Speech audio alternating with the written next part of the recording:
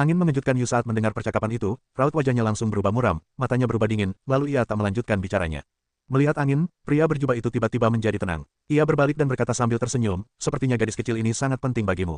Jangan menatapku seperti ini, aku ingin kau mati. Gerakan saja jarimu. Feng Jingyu tidak berbicara, tetapi tatapannya tetap tak berubah. Pasukan mayat itu berbalik melewati pegunungan dan bergerak maju dengan kecepatan lambat.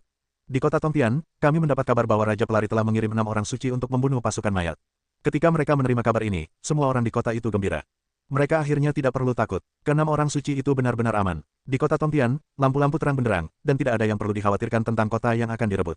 Dan di kediaman Tuan Kota, keluarga Liu juga merasa lega, fondasi kerja keras mereka akhirnya dapat dipertahankan.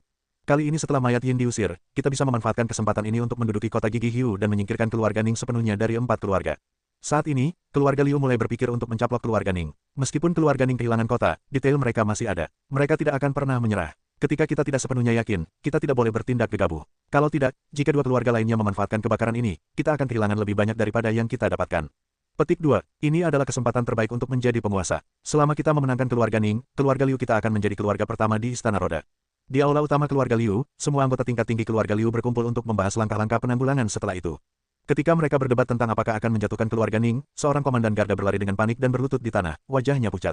Tidak bagus. Apa yang membuatmu panik? Mayat Yin telah melintasi pegunungan dan berbaris menuju kota Tongtian. Komandan garda gemetar. Apa? Tiba-tiba terjadi keributan di aula, dan awan gelap menyelimutinya. Bagaimana mungkin itu terjadi? Bukankah ada 6 orang suci? Mengapa pasukan mayat masih melintasi pegunungan? Seorang lelaki tua dari keluarga Liu benar-benar bingung. Ke-6 orang suci itu telah meninggal. Pemimpin penjaga berkata, baru saja datang berita bahwa ke-6 orang suci itu telah meninggal, dan kematiannya sangat tragis. Apa 6 orang suci itu telah meninggal? Semua orang di keluarga Liu pucat dan hampir lumpuh di tanah. Kirim pesan ke pelari segera, teriak beberapa anggota keluarga Liu. Mereka kehabisan tenaga. Di kota Tongtian, banyak orang masih belum mengetahuinya. Suasana mereka masih ceria. Di puncak gunung, angin mengejutkan Yu yang sedang memanggang daging binatang buas. Pria berjubah itu memandang kota Tongtian dan berkata dengan nada menghina, lihatlah orang-orang ini.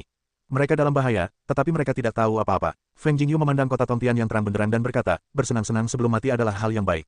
Lebih baik daripada mati dalam ketakutan. Aku suka melihat rasa takut itu. Feng Jingyu berkata, kenapa? Itu membuatmu bahagia. Kau benar, pria berjubah itu manusiawi. Ini bukan orang cabul. Angin mengejutkan Yu hingga ia memalingkan matanya. Itulah yang kusuka. Jika kau tidak menyukainya, bukan berarti itu buruk. Pria berjubah itu mendengus. Garis hitam di wajah Feng Jingyu, pertama kalinya aku mendengar seseorang menganggap remeh hal-hal abnormal seperti itu.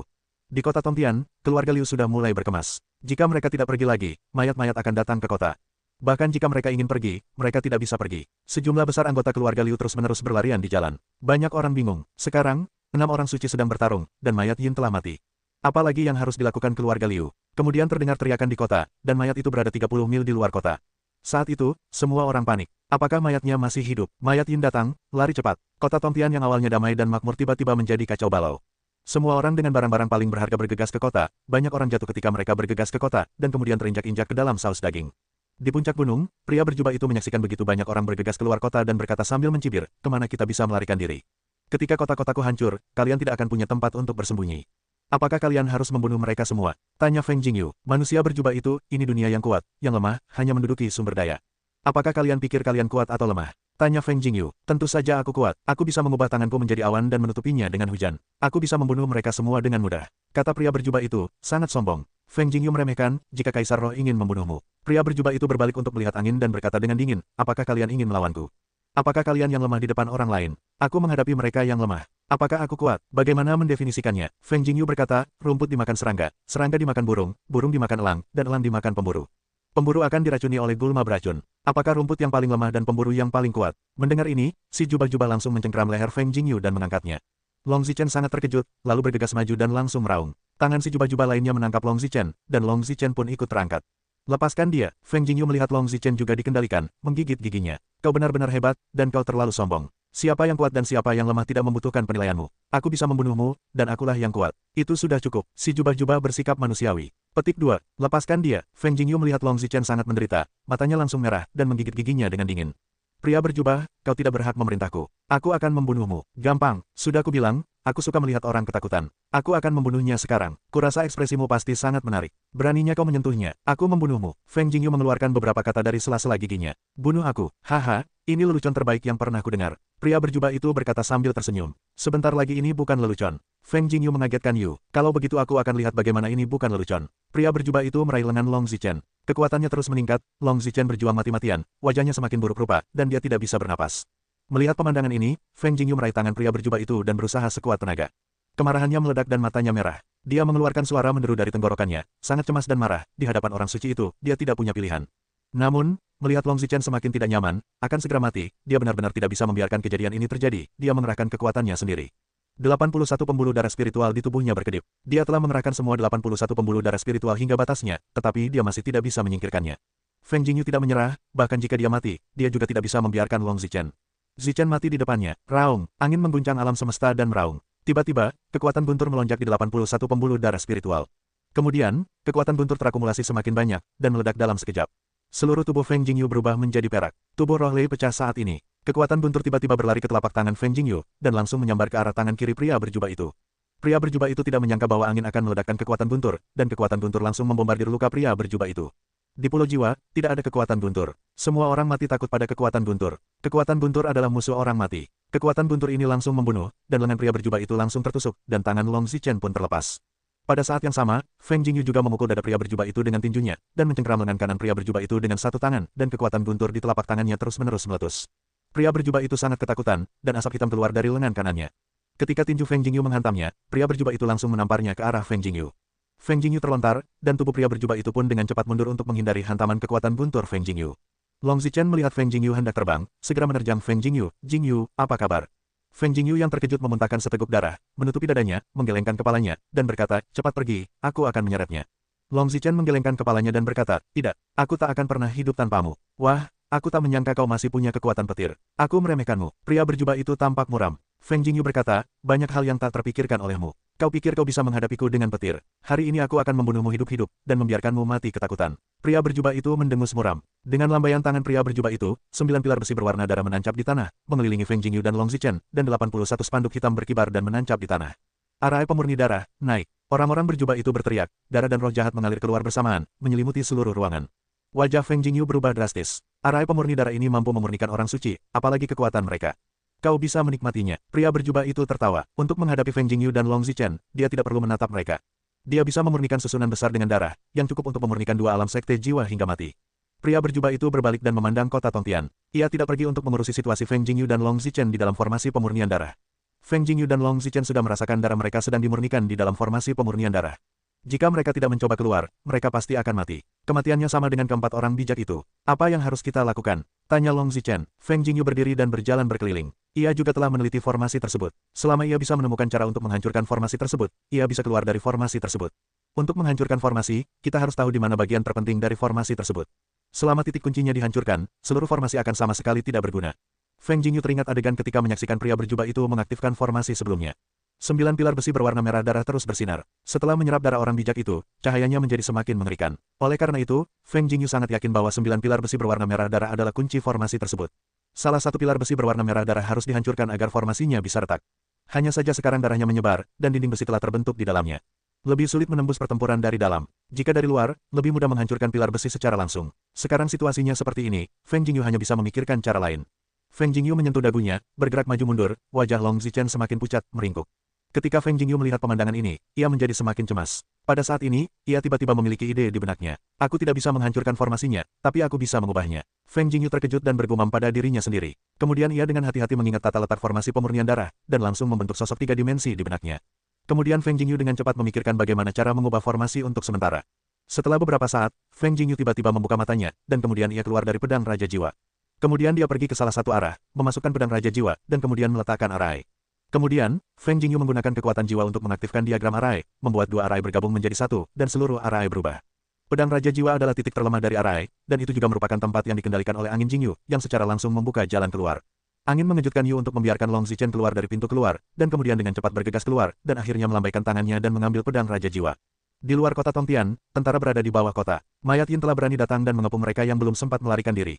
Pria berjubah itu menikmati kepanikan orang-orang jiwa di kota Tongtian. Tiba-tiba ia menyadari ada yang tidak beres dengan formasi tersebut. Ia mengerutkan kening dan wajahnya tiba-tiba muram. Aku bisa menghancurkan formasiku. Kau pikir kau bisa keluar dari formasi itu? Sungguh fantastis. Pria berjubah itu bersiap untuk mengejar Feng Jingyu dan Long Zichen. Tiba-tiba, tubuhnya berhenti dan menatap kota Tongtian. Terlihat, di langit di atas kota, ada sesosok, napasnya sangat kuat, tekanan yang mengerikan sehingga mayat-mayat Yin itu meledak. Raja Roda, pria berjubah itu tampak manusiawi. Kemunculan Raja Roda membuat pria berjubah itu menyerah mengejar dan membunuh Feng Jingyu dan Long Zichen. Baginya, Feng Jingyu dan Long Zichen hanyalah dua semut, tidak cukup untuk menimbulkan masalah, dan sekarang Raja Roda muncul, inilah yang paling kritis. Raja Roda muncul di langit di atas kota Tongtian, wajahnya sangat dingin. Kini hanya tersisa satu orang suci di antara 7 orang suci di tangannya, dan hanya 9 prajurit emas yang tersisa di antara 12 prajurit emas. Biaya ini tidak biasa, ia mengira ke 6 orang suci itu bisa memecahkan mayat-mayat yin ini, tetapi ia masih meremehkan kemunculan mayat-mayat yin kali ini. Masalah ini sama sekali tidak sederhana, pasti sudah direncanakan sebelumnya. Karena itu, ia harus melakukannya sendiri. Jika istana Raja Roda hancur di tangannya, maka ia sama sekali tidak bisa menjelaskannya kepada Dewa Roh. Kau sudah di ujung jalan. Suara dingin Raja Roda terdengar, lalu sebuah hentakan, kekuatan mengerikan menyerbu keluar, mayat yin yang lebih rendah tiba-tiba meledak. Tidak ada mayat yin yang mampu menahan kekuatan Raja Roda. Bahkan Jenderal Negara Qin pun terlempar di bawah kekuatan Raja Roda, dan tubuhnya yang sudah terbelah langsung meledak. Raja Pelari telah berkembang ke tingkat ke-9 kekuatan orang bijak, yang awalnya sebanding dengan Jenderal Negara Qin. Hanya dengan satu kaki, puluhan ribu mayat hancur. Mata pelari itu beralih ke sisi gunung. Pria berjubah itu sedikit terkejut, lalu ia mundur selangkah. Kau mau pergi? Pelari itu kedinginan. Ia melangkah, bergerak ratusan kaki, dan menghampiri pria berjubah itu dalam beberapa langkah. 6 orang suci di tanganku, haruskah semuanya mati di tanganmu? Raja Roda menatap jubah-jubah itu. Pria berjubah itu minum, lalu melemparkan 9 pilar besi merah darah dan 81 panji hitam untuk mengelilingi Raja Roda. Arai pemurnian darah, naik. Orang-orang berjubah itu minum, dan kemudian arai pemurnian darah diaktifkan. Raja Pelari bersenandung. Ia sama sekali tidak peduli. Ia langsung menyerang, dan pilar besi berdarah itu hancur. Arai pemurnian darah itu hancur seketika. Pria berjubah itu terkejut, lalu mundur beberapa kali, lalu berbalik untuk melarikan diri. Raja Roda berkata dengan acuh tak acuh, karena aku sudah bergerak, mustahil bagimu untuk melarikan diri. Raja Pelari melangkah untuk mengejarnya. Kecepatannya sangat cepat, jauh lebih cepat daripada pria berjubah. Pria berjubah itu sangat ketakutan sehingga ia berlari ke depan dengan gegabah. Pelari itu semakin dekat dan dekat dengan pria berjubah itu. Ia langsung menghempaskan tinjunya dan membunuhnya. Pria berjubah itu segera mengeluarkan kekuatan yang dahsyat, bertabrakan dengan kekuatan Raja Roda, dan tubuhnya terguncang hingga terlempar. Bayangkan melawanku dengan kekuatan ini. Sungguh konyol. Raja Pelari meneguk ludah. Ketika pelari itu melanjutkan serangannya, Raja Pelari tiba-tiba berhenti, lalu melihat ke kejauhan, menyipitkan matanya. Raja Pelari benar-benar hebat. Sesosok muncul dari kegelapan, mengenakan topeng besi, yang menutupi separuh wajahnya dan tidak dapat melihat wajah aslinya dengan jelas.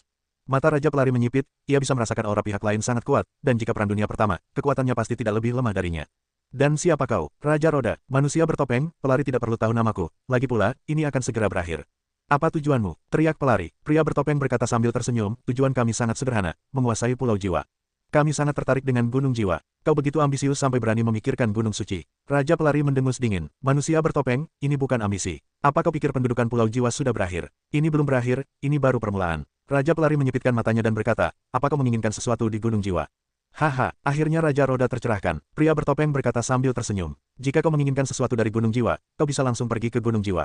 Kenapa kau ingin menyerang istana Raja Roda? Raja Roda, manusia bertopeng, kami ingin mengosongkan Pulau Jiwa, jadi kami harus melakukannya. Ada apa dengan mayat-mayat itu? Umpan meriam. Tanda tanya petik 2. Mayat-mayat yin ini hanyalah objek percobaan kami. Kami hanya ingin melihat apakah mereka bisa bertahan hidup di sini sendirian, kata si topeng cahaya. Maksudmu, setelah mayat itu bisa bertahan lama di sini, kau akan menggunakan tempat ini sebagai markas mayat.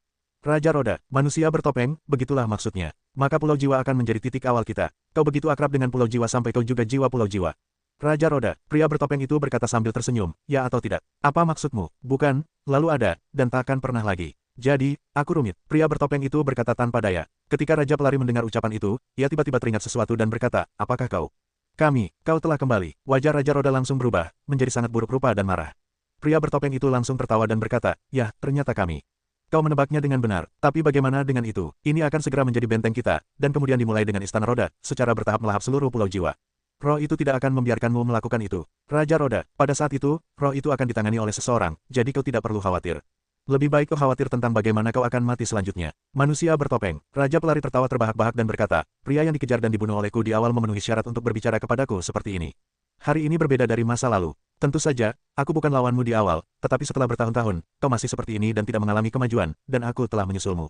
Manusia bertopeng, tergantung seberapa hebat dirimu. Raja Roda minum, lalu membunuh pria bertopeng itu. Napas pria bertopeng itu meledak dalam sekejap mata. Mereka bertabrakan dalam sekejap mata. Sebuah kekuatan mengerikan meledak di udara, dan segala sesuatu di sekitar mereka berubah menjadi bubuk.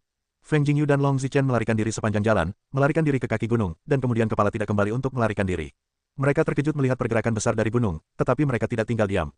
Semakin jauh dari gunung, semakin baik. Setelah mereka berlari 100 mil, mereka berhenti untuk mengambil napas. Feng Jingyu berlari ke sisi sungai, minum banyak air, lalu mencuci mukanya untuk menenangkan diri.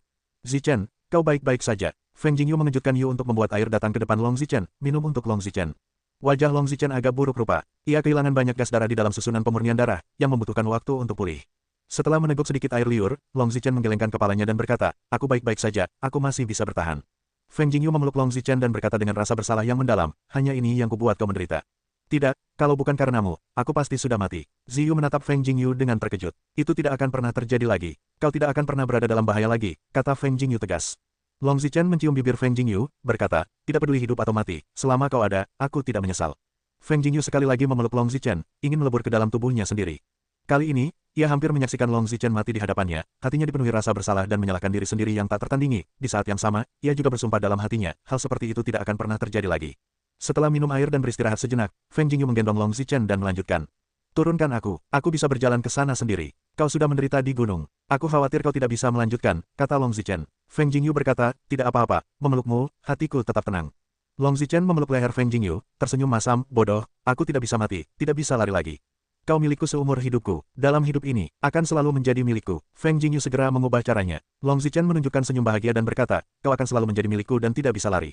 Aku tidak lari, aku bodoh jika berlari. Feng Jingyu mengejutkan Yu dengan senyumannya. Feng Jingyu berlari lebih dari 200 li dalam satu tarikan napas, lalu tiba di sebuah kota kecil, yang berhenti.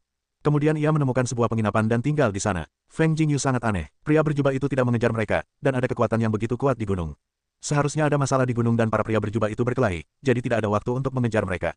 Raja Pelari seharusnya menjadi satu-satunya yang bisa bersaing dengan pria berjubah di aula Raja Pelari. Apakah Raja Pelari sudah bergerak? Win Jingyu duduk di samping tempat tidur, menatap Long Zichen yang tertidur, memikirkannya dalam hati. Ketika dia sampai di kota, Raja berkata, bagaimana mayat bisa datang? Hanya orang mati yang bisa masuk ke Pulau Jiwa, dan mayat Yin tidak akan pernah bisa masuk. Kamu mungkin lupa bahwa salah satu dari mereka tahu cara membentuk formasi. Jika kamu meletakkan formasi di sini dan menghubungkan kedua sisi dengan formasi, kamu dapat mengarah ke Pulau Jiwa.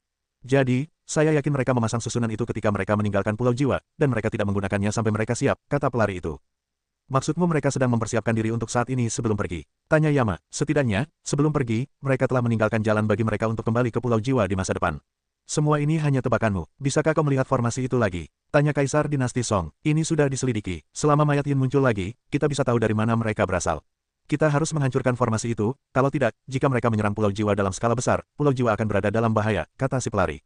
Kau terlalu mengagetkan. Bahkan jika mereka terbunuh, apakah mereka akan menjadi musuh Dewa Roh? Tanya Raja Pancaindra, jika mereka berani menyerang Pulau Jiwa, mereka harus memiliki seorang Kaisar Roh, kalau tidak, mereka tidak akan memiliki fondasi yang kuat. Kuncinya adalah mereka memiliki keyakinan mutlak untuk menghancurkan Pulau Jiwa, jadi mereka tidak boleh gegabah. Raja Roda, karena aku sudah tahu, mereka pasti khawatir formasi itu akan hancur dan mereka tidak akan bisa memasuki Pulau Jiwa saat itu. Karena itu, mereka akan menyerang Pulau Jiwa dan menjaga formasi itu dalam waktu singkat.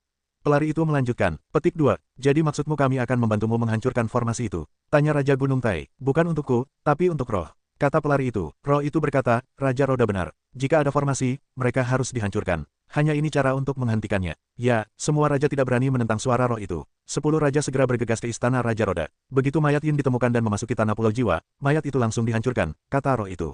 Setelah itu, 10 raja bersama-sama meninggalkan Gunung Jiwa dan pergi ke istana Raja Roda.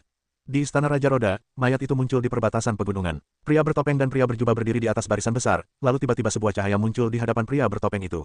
Sinar cahaya itu berubah menjadi sebaris kata, 10 raja telah bergegas ke istana Raja Roda, untuk menghancurkan pintu masuknya.